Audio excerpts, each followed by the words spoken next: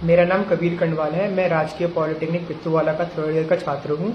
4 जून को मेरा ड्राइंग का पेपर था, जिसे देने मैं कॉलेज गया था। पूरी कक्षा में चीटिंग का माहौल था।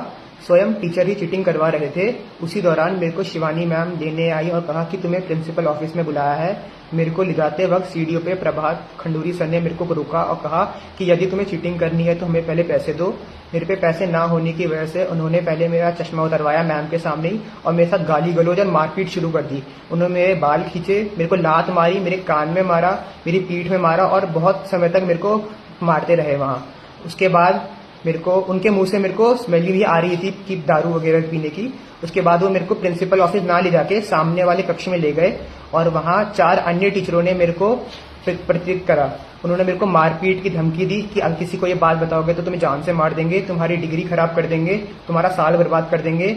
उन्होंने मेरे को मेरे और मेरे माता पिता को गाली दी और वहां एक बैठे पाल सर ने कहा कि तुम पुलिस वालों के बेटे हो, उनको तो हम जूते निकाल के मारेंगे। और जूता निकालने की वो दिखाया मेरे को जूता निकाल के और कहा। फिर उसके बाद उन्होंने मेरे को वहां पे एक पेपर में साइन करवाया और मेरे को वहां बहुत देर तक मेरे को वहां टॉर्चर करा।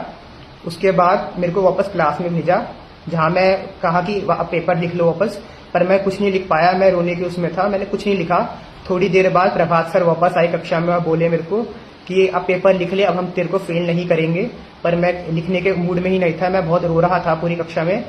उसके बाद जब मैं घर गया तो मैंने अपने घर वालों को बताया, तो उन्होंने प्रिंसिपल सर से बात करी, तो उन्होंने बात ही नहीं करी। और उसके बाद उन्होंने प्रभात सर से कॉल करवाई और फिर प्रभात सर ने मेरे से माफी मांगी, जिसकी ऑडियो रिकॉर्डिंग मेरे पास है।